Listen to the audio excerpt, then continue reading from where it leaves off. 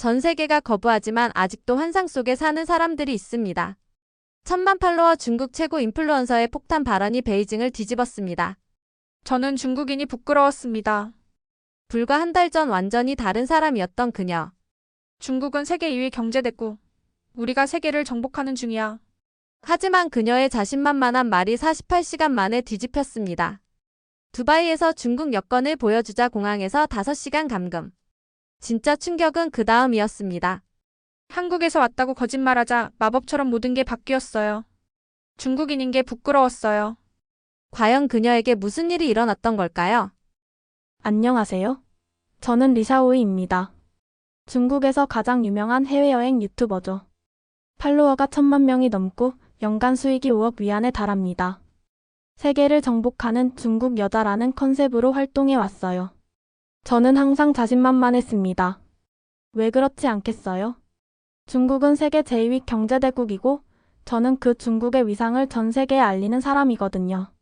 매번 해외여행 영상을 올릴 때마다 댓글창에는 중국의 위대함을 찬양하는 메시지들로 가득했죠. 상하이 푸둥공항에서 출발하던 그날도 마찬가지였어요. 두바이행 1등석 좌석에 앉아 샴페인을 마시며 생각했습니다. 이번에도 세계인들에게 중국인의 품격을 보여주겠다고 말이에요. 스튜어디스가 저를 알아보고는 극진히 대접해줬습니다. 리샤오이 님이시죠? 정말 팬이에요. 저도 님 영상 보고 여행 다녀요. 그녀는 중국인이었어요. 저는 뿌듯했습니다.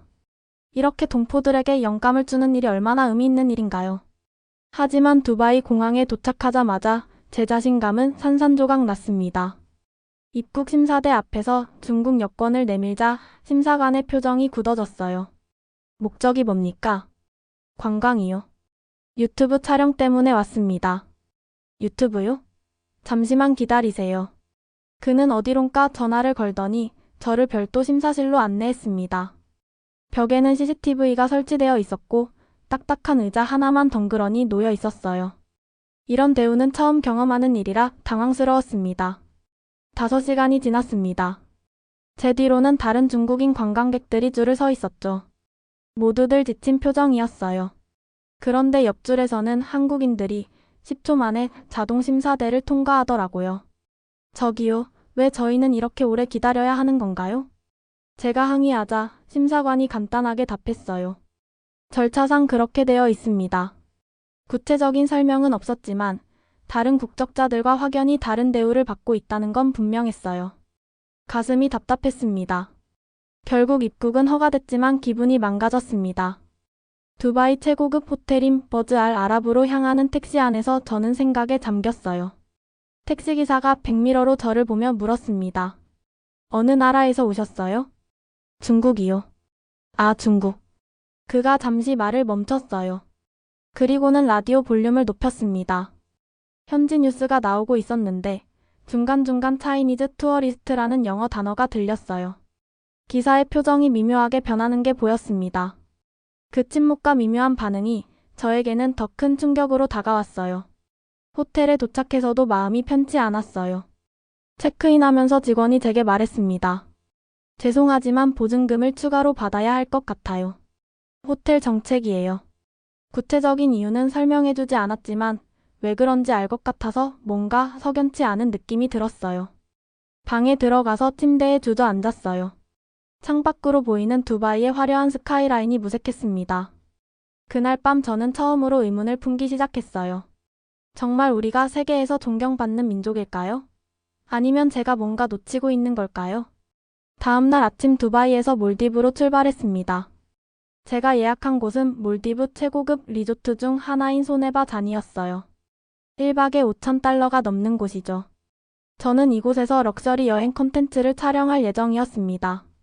수상 비행기에서 내려다본 몰디브는 정말 환상적이었어요. 에메랄드빛 바다 위에 떠있는 작은 섬들. 이런 곳에서 촬영하면 팔로워들이 얼마나 부러워할까요? 리조트에 도착하자마자 저는 카메라를 꺼내 들었습니다. 하지만 리셉션 직원이 제게 다가와 조심스럽게 말했어요. 죄송합니다. 로비에서는 촬영을 자제해 주시기 바랍니다. 다른 고객들이 불편해하실 수 있어서요. 이상했어요. 보통 고급 리조트에서는 인플루언서들을 환영하거든요. 특히 제 정도 급이면 VIP 대우를 받는 게 당연한데 말이에요. 혹시 제가 중국인이라서 그런 건가 하는 생각도 들었습니다. 저는 제 채널을 설명했습니다. 1000만 팔로워, 중국 최대 여행 유튜버라고요. 하지만 직원의 반응은 시큰둥했어요. 네, 알겠습니다. 하지만 규정이라서요. 방에 도착해서 짐을 풀고 있는데 옆 빌라에서 소음이 들려왔습니다. 중국어였어요. 일부 중국인 가족이 투숙한 것 같았죠. 아이들이 뛰어다니며 소리를 지르고 어른들은 큰 소리로 떠들고 있었습니다. 저녁 시간 레스토랑에 갔을 때 상황은 더 심각했어요. 몇몇 중국인 관광객들이 테이블에서 음식을 흘리고 아이가 바닥에 침을 뱉는 걸 목격했습니다. 다른 외국인 손님들이 눈살을 찌푸리며 자리를 피했어요. 저는 같은 중국인으로서 부끄러운 마음이 들었습니다. 더 충격적인 건 그 다음이었습니다. 한국인 인플루언서가 나타난 거예요. 팔로워는 어느 정도인지 모르지만 리조트 스태프들이 그녀를 극진히 대접하더라고요. 환영합니다. 저희가 특별히 준비한 웰컴 드링크입니다. 촬영 장소도 안내해 드릴게요. 제가 받지 못한 대우를 그녀는 받고 있었습니다. 저는 참을 수 없어서 매니저에게 물었어요. 저도 인플루언서인데 왜 다른 대우를 받는 건가요? 매니저가 난처한 표정을 지었어요. 죄송합니다만 저희는 브랜드 이미지를 고려해야 해서요. 최근에 몇 가지 문제가 있었거든요. 구체적으로 무슨 문제인지는 말하지 않았지만 그의 표정만 봐도 알 수 있었어요. 일부 관광객들의 행동이 문제가 된 것 같았습니다. 그날 밤 저는 잠을 이룰 수 없었어요. 발코니에 나가 바다를 바라보며 생각했습니다. 왜 같은 아시아인인데 한국인은 환영받고 저는 경계를 받는 걸까요? 인터넷을 검색해보니 충격적인 사실을 발견했어요. 몰디브 관광청 공식 사이트에 한국인 관광객 환영 메시지는 있었지만 중국인에 대한 특별한 언급은 찾을 수 없었습니다. 오히려 관광객 매너에 관한 기사들이 많이 나왔죠. 그 순간 깨달았어요. 세상이 우리를 보는 시선이 제가 생각했던 것과 전혀 다르다는 걸 말이에요. 다음날 수영장에서 촬영을 시도했지만 계속 제지당했어요. 다른 고객들이 불편해한다는 이유였습니다. 결국 저는 제대로 된 콘텐츠 하나 못 만들고 몰디브를 떠나야 했어요. 공항으로 가는 길에 라디오에서 현지 뉴스가 흘러나왔습니다. 몰디브어였지만 택시기사가 간단히 설명해줬어요. 관광객 매너에 대한 이야기네요. 호텔에서 문제가 좀 있다고 하는군요. 택시기사는 더 이상 구체적으로 말하지 않았지만 저는 알 수 있었습니다. 어떤 내용인지를 말이에요. 그 침묵이 가슴에 비수처럼 꽂혔습니다. 저는 중국을 대표하는 인플루언서라고 생각했는데 실제로는 조심스러워해야 할 대상으로 분류되고 있었던 거예요. 스위스 취리에 도착했을 때는 이미 마음이 복잡했습니다. 몰디브에서의 경험이 계속 머릿속을 맴돌았거든요. 하지만 저는 마음을 다잡았어요. 스위스는 다를 거라고, 여기서는 제대로 된 콘텐츠를 만들 수 있을 거라고 생각했습니다. 취리 공항에서부터 느낌이 달랐어요. 입국 심사가 까다로웠습니다. 중국 여권을 보자마자 심사관의 표정이 미묘하게 변하더라고요. 체류 기간은 얼마나 되나요? 일주일입니다. 목적은요? 관광이요. 유튜브 촬영도 할 예정입니다. 심사관이 제 여권을 한참 들여다보더니 옆 동료와 뭔가 이야기를 나눴어요. 결국 30분을 기다린 후에야 입국 허가를 받을 수 있었습니다. 다른 국적의 여행객들과는 확연히 다른 절차였어요. 호텔로 가는 택시 안에서 기사가 물었어요. 관광객이세요? 네, 중국에서 왔어요. 아, 그래서 공항에서 오래 걸렸구나. 요즘 절차가 복잡해졌거든요. 그는 더 이상 설명하지 않았지만 저는 이해할 수 있었어요. 어떤 절차인지를 말이에요. 호텔에 체크인하고 나서 취리 시내를 돌아다녔습니다. 명품 거리인 바노프 슈트라세에서 촬영을 하려고 했죠. 하지만 매장들의 반응이 예상과 달랐어요. 첫 번째 샤넬 부티크에 들어갔을 때 직원이 저를 유심히 바라봤습니다. 뭘 찾으세요? 가방을 보고 싶어요. 촬영도 좀 하려고요. 촬영은 안 됩니다. 매장 정책이에요. 하지만 바로 그때 한국인으로 보이는 여성이 들어왔어요. 직원의 태도가 확연히 달라졌습니다. 어서 오세요. 새로 나온 컬렉션 보여드릴게요. 사진도 얼마든지 찍으세요. 같은 아시아인인데 왜 이런 차이가 있을까요? 저는 참을 수 없어서 직원에게 물었어요. 저도 고객인데 왜 다른 대우를 받는 건가요? 직원이 난처한 표정을 지었습니다. 죄송하지만 최근에 여러 문제들이 있어서요. 회사 방침입니다. 구체적으로 어떤 문제인지는 말해주지 않았지만 그 표정만으로도 충분히 알 수 있었어요. 두 번째로 간 롤렉스 매장에서도 비슷한 일이 벌어졌습니다. 제가 중국인이라고 하자 직원이 추가 확인 절차를 요구하더라고요. 신분 확인이 필요합니다. 매장 규정이에요. 다른 고객들은 그런 절차 없이 자연스럽게 구매하고 있었는데 말이에요. 오후에는 융프라우요에 올라갔습니다. 유럽의 지붕이라고 불리는 곳이죠. 여기서 촬영한 영상이면 팔로워들이 좋아할 거라고 생각했어요. 케이블카 안에서 일부 중국인 관광단을 만났습니다.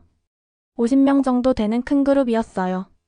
그들 중 몇몇은 케이블카 안에서도 큰 소리로 떠들었고 아이들은 뛰어다니며 소리를 질렀습니다. 다른 외국인 승객들이 불편해하는 게 눈에 보였어요. 한 독일인 할아버지가 조용히 해달라고 부탁했지만 일부는 무시했습니다. 정상에 도착해서도 상황은 마찬가지였어요. 몇몇 중국인들이 사진 촬영을 위해 안전선을 넘나들고 쓰레기를 함부로 버렸습니다. 관리소 직원이 계속 뒤따라다니며 치우고 있었어요. 저는 너무 부끄러웠습니다. 같은 중국인으로 묶여서 보이는 게 싫었어요. 그래서 영어로만 대화하며 거리를 두려고 했습니다. 하지만 케이블카에서 내려올 때 더 충격적인 장면을 목격했어요. 한 중국인 아주머니가 케이블카 바닥에 침을 뱉은 거예요.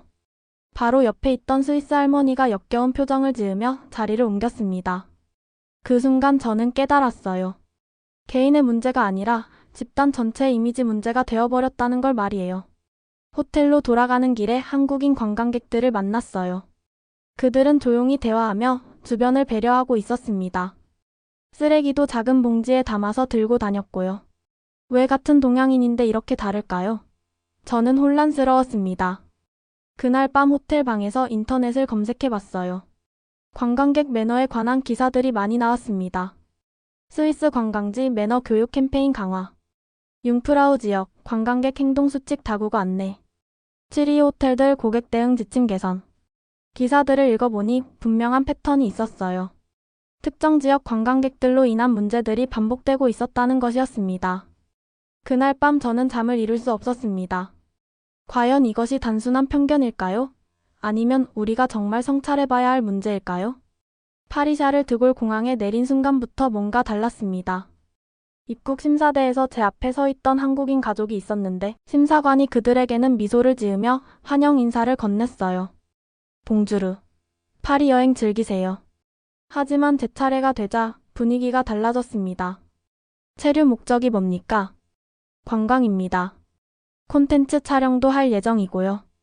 심사관이 제 여권을 한참 들여다보더니 뭔가 컴퓨터에 입력했어요. 화면을 보는 그의 표정이 굳어졌습니다. 잠시만 기다리세요. 20분을 기다린 끝에야 입국 허가를 받을 수 있었어요.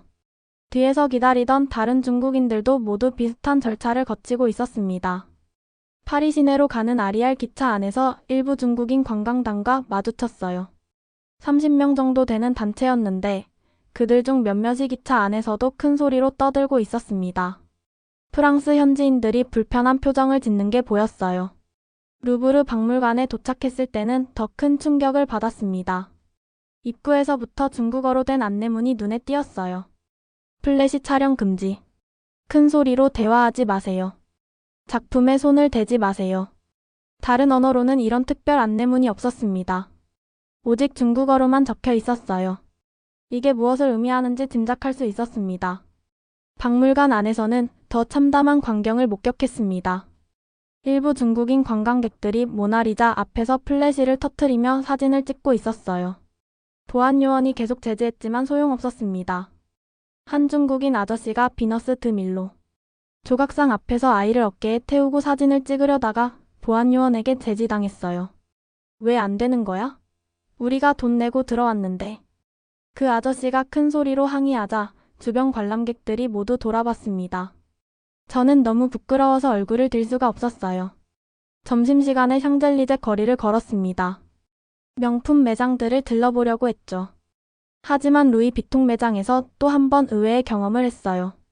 입구에서 보안 요원이 저를 세웠습니다. 죄송합니다만 가방 확인을 해야 합니다. 왜요? 매장 정책입니다.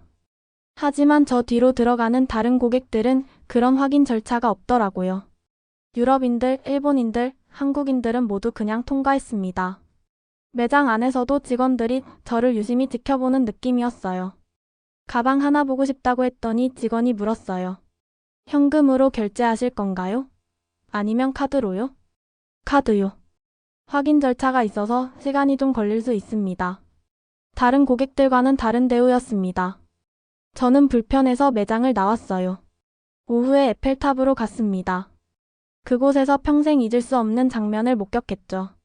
일부 중국인 관광단이 에펠탑 앞 잔디밭에서 점심을 먹고 있었어요. 도시락을 펼쳐놓고 마치 소풍을 나온 것처럼 말이에요. 음식 냄새와 기름 냄새가 진동했습니다. 한 아주머니가 잔디밭에 침을 뱉었어요. 다른 아저씨는 에펠탑 기둥 근처에서 담배를 피우고 있었고요. 아이들은 잔디밭을 뛰어다니며 소리를 질렀습니다. 프랑스 경찰이 나타났어요. 여기서는 채식이 금지되어 있습니다. 정리해주세요. 가이드가 통역했지만 일부 관광객들은 불만을 터뜨렸어요. 왜 안 돼? 우리가 관광객인데. 쓰레기를 치우라고 하자 한 아주머니가 소리쳤습니다. 청소하는 사람들이 있잖아. 우리가 왜 치워야 해? 또 경찰이 와서 소동이 벌어졌습니다. 저는 견딜 수 없어서 자리를 피했어요. 하지만 몇 발자국 떨어진 곳에서 한국인 관광객들을 봤습니다. 그들은 조용히 사진을 찍고 가져온 음식물도 깔끔하게 치우고 있었어요. 저녁에 몽마르트 언덕에 올라갔습니다. 사크레 퀘르 대성당 앞에서 또 다른 광경을 목격했어요. 한 중국인 할아버지가 대성당 계단에 앉아서 발톱을 깎고 있었습니다. 신성한 성당 앞에서 말이에요. 지나가던 프랑스인들이 경악하는 표정을 지었어요. 한 프랑스 청년이 영어로 저에게 말했습니다. 이런 행동을 어떻게 생각하세요? 저는 대답할 말이 없었어요. 같은 중국인으로서 변명하고 싶었지만 할 수 있는 말이 없었습니다.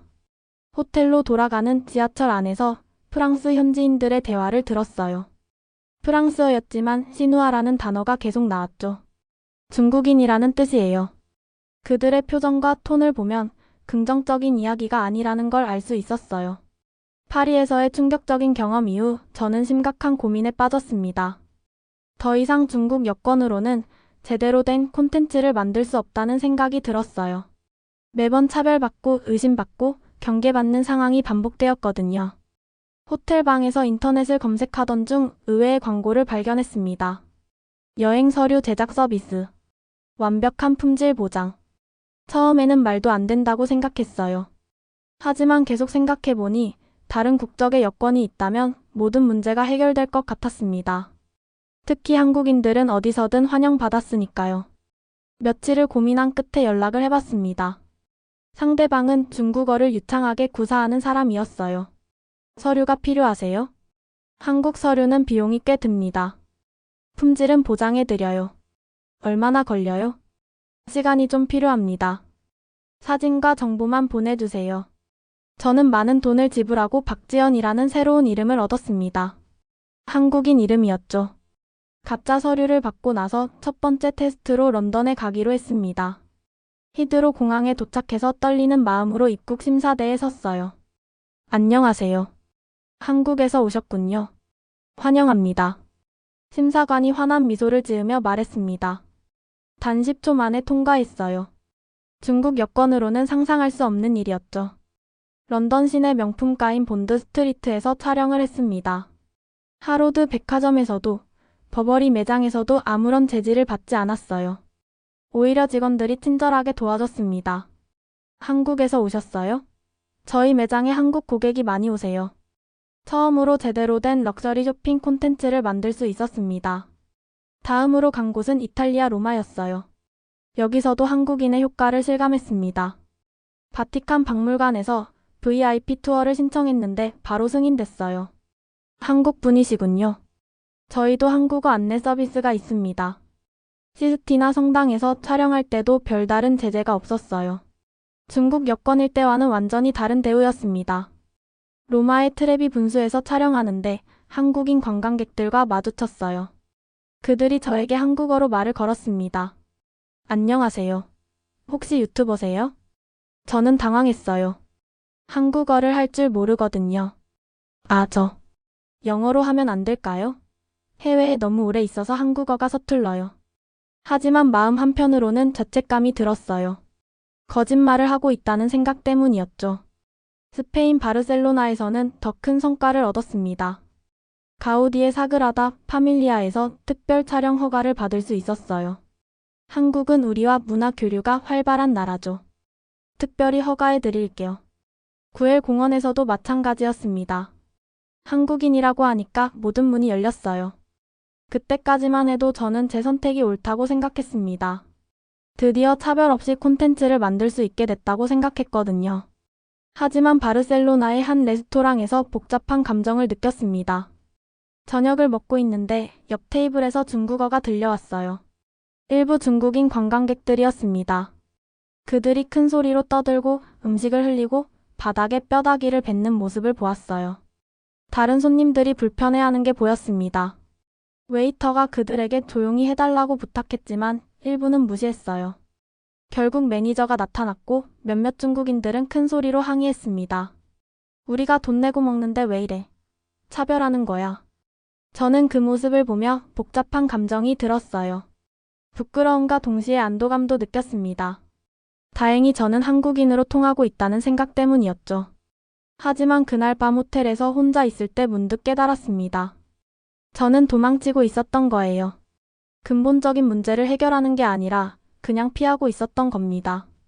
거울을 보며 자문했어요. 이게 정말 해결책일까? 가짜 신분으로 평생 살아갈 수는 없는데.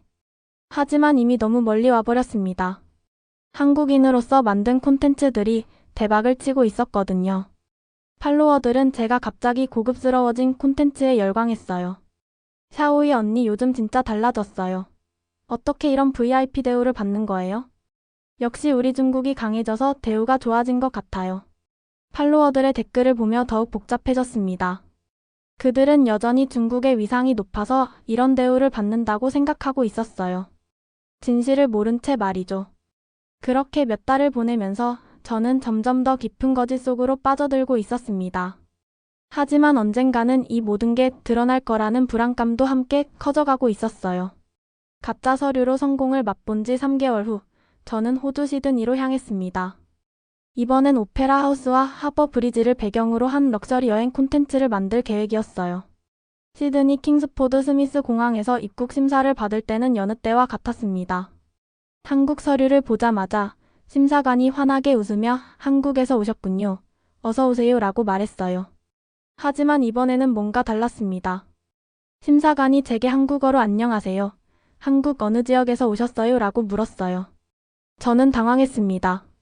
한국어를 전혀 할 줄 모르거든요. 아, 죄송해요. 저는 해외에서 태어나서 한국어를 잘 못해요 라고 대답했죠. 심사관이 그럴 수도 있다면서도 서류를 다시 한번 볼 수 있겠느냐고 했어요.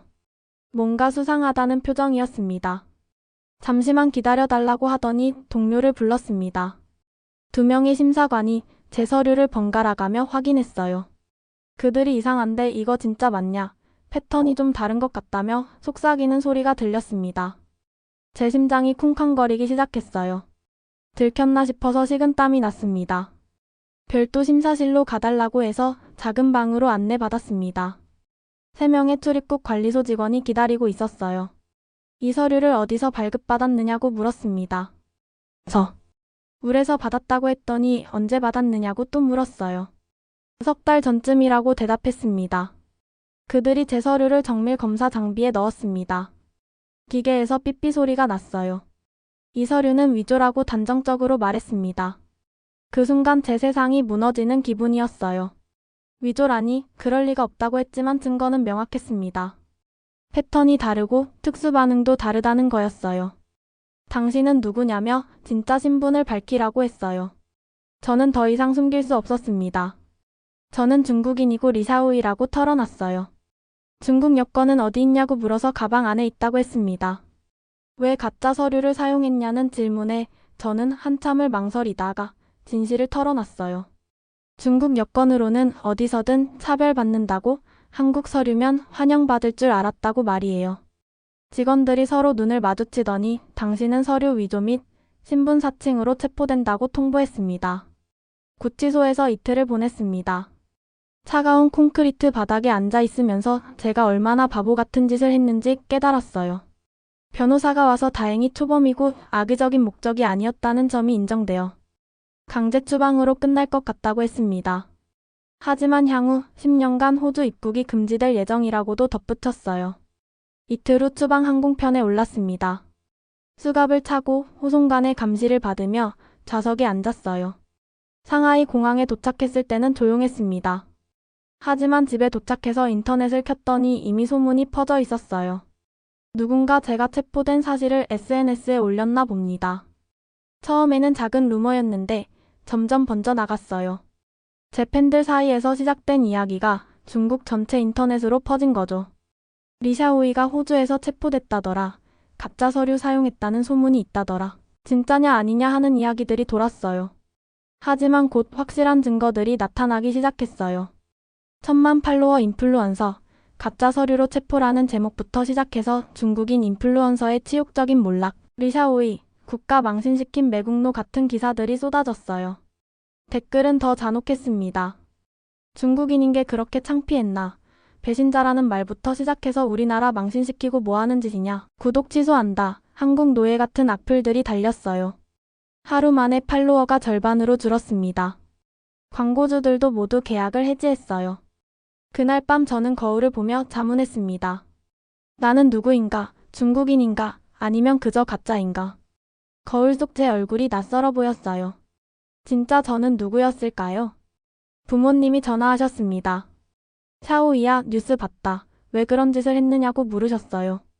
죄송하다고 저도 모르겠다고 대답했습니다. 우리가 그렇게 키웠냐? 조국을 배신하도록 키웠냐는 아버지의 목소리에 실망감이 가득했어요. 그날 밤 저는 처음으로 진지하게 생각해봤습니다. 왜 저는 중국인인 걸 부끄러워했을까요? 정말 우리나라가 문제인 걸까요? 아니면 제가 문제인 걸까요? 답은 아직 찾지 못했지만 한 가지는 확실했어요. 가짜로는 절대 행복해질 수 없다는 건 말이에요. 모든 것을 잃은 후 한 달간 집에 틀어박혀 있었습니다.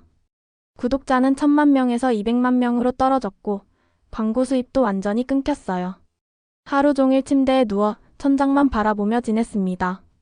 그러던 어느 날 우연히 제 예전 영상들을 다시 보게 됐어요. 1년 전에 만든 두바이 여행 영상이었습니다. 화면 속 제 모습이 낯설어 보였어요. 안녕하세요 여러분. 오늘은 두바이 최고급 호텔에서. 그때의 저는 정말 자신만만했어요. 중국의 위대함을 세계에 알린다며 의기양양했죠. 하지만 지금 보니 그 모든 게 허세였다는 걸 알 수 있었습니다. 댓글들을 읽어보니 더 슬펐어요. 언니 덕분에 중국인인 게 자랑스러워요. 우리나라가 이렇게 대접받는구나. 세계가 우리를 부러워하는 게 느껴져요. 팔로워들은 제 영상을 보고 착각하고 있었던 거예요. 실제로는 다른 경험을 하고 있었는데 말이죠. 며칠 후 마트에 장을 보러 나갔습니다.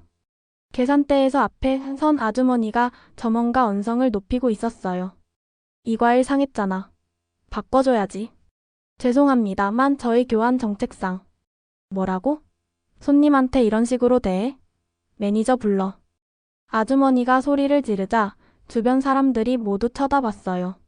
그 순간 해외에서 본 몇몇 중국 관광객들의 모습이 떠올랐습니다. 비슷한 패턴이었어요. 집으로 돌아오는 지하철에서도 비슷한 장면을 목격했습니다.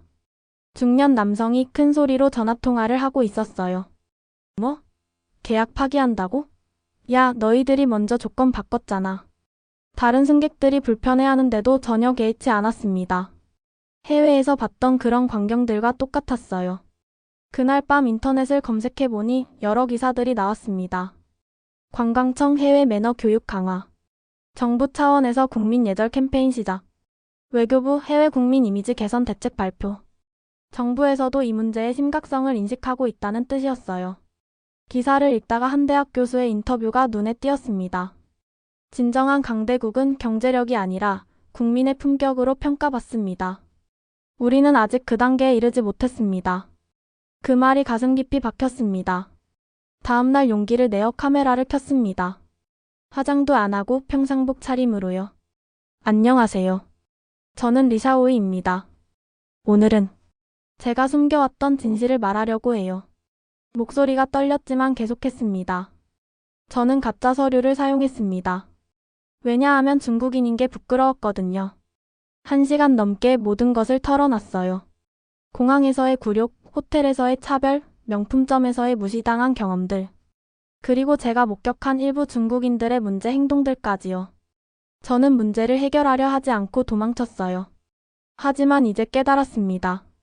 진정한 자부심은 가짜로 만들 수 있는 게 아니에요. 영상을 업로드하고 나서 며칠간 잠도 제대로 못 잤어요. 사람들이 어떻게 반응할지 무서웠거든요. 하지만 댓글을 보고 놀랐습니다. 저도 해외에서 창피했던 적이 있어요. 혼자만 이런 생각하는 줄 알았는데 다행이에요. 용기 내줘서 고마워요. 우리 모두 반성해야 할 때인 것 같아요. 진짜 변화는 인정하는 것부터 시작이죠. 물론 악플도 많았어요. 하지만 생각보다 많은 사람들이 공감하고 있었습니다. 다음 영상에서는 희망적인 이야기도 했어요. 해외에서 만난 매너 좋은 중국인들, 봉사활동하는 중국 유학생들, 현지인들과 진심으로 소통하는 중국 기업인들의 모습을 말이에요. 우리 중에도 좋은 사람들이 많아요. 다만 그런 모습들이 잘 알려지지 않았을 뿐이죠. 그날부터 제 채널의 방향이 완전히 바뀌었습니다. 가짜 럭셔리 대신 진짜 이야기를, 거짓 자부심 대신 진정한 성찰을 다뤘어요. 구독자 수는 더 줄어들었지만 댓글의 질은 달라졌습니다. 진심으로 소통하려는 사람들이 모여들었어요. 한 달 후 제게 메시지가 왔습니다. 언니 영상 보고 해외여행 매너 공부하고 있어요. 우리도 당당한 중국인이 될 수 있겠죠? 그 순간 깨달았어요. 제가 찾던 답이 바로 이것이었구나. 가짜 신분이 아니라 진짜 변화. 그것이야말로 진정한 자부심을 만드는 길이었습니다. 진실 고백 영상을 올린 지 6개월이 지났습니다. 구독자는 100만 명까지 떨어졌지만 이상하게 마음이 편했어요. 음으로 거짓 없는 저 자신이 된 기분이었거든요. 어느 날 뜻밖의 연락이 왔습니다. 상하이의 한 국제학교에서였어요. 리샤오이 선생님, 저희 학교에서 해외 진학 준비 학생들을 위한 특별 강사를 찾고 있습니다. 실제 경험을 바탕으로 진짜 해외 생활에 대해 가르쳐 주실 수 있나요? 처음에는 망설였어요. 제가 무슨 자격으로 아이들을 가르치겠어요. 실패한 사람이 말이에요. 하지만 교장 선생님이 말씀하셨습니다. 바로 그 실패 경험이 필요합니다. 아이들이 같은 실수를 반복하지 않도록 도와주세요. 첫 수업날 20명의 고등학생들이 저를 바라보고 있었어요. 모두 해외 대학 진학을 꿈꾸는 아이들이었습니다. 여러분, 해외에 나가면 어떤 일이 벌어질 것 같아요? 한 학생이 손을 들었어요. 멋진 경험을 할 수 있을 것 같아요. 드라마에서 본 것처럼요. 저도 그렇게 생각했어요. 하지만 현실은 달랐죠. 저는 교재나 PPT 없이 그냥 제 이야기를 들려줬습니다.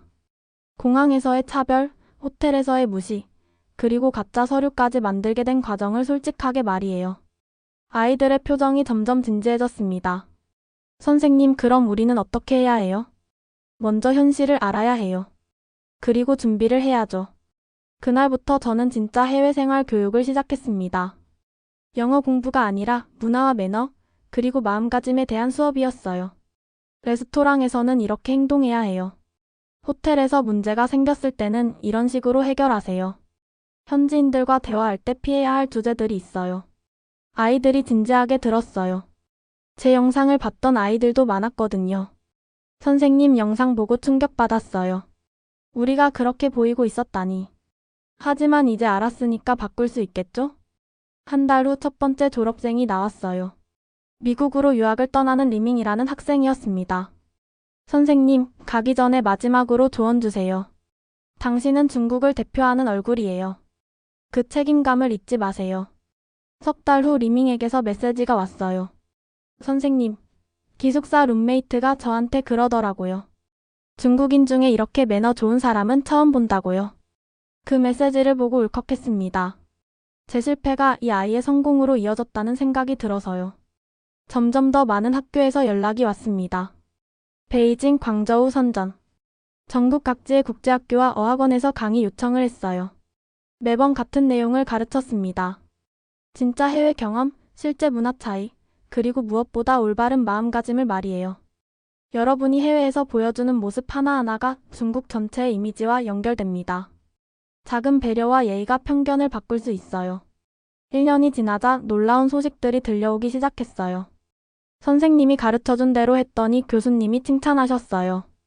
현지 학생들과 진짜 친구가 됐어요.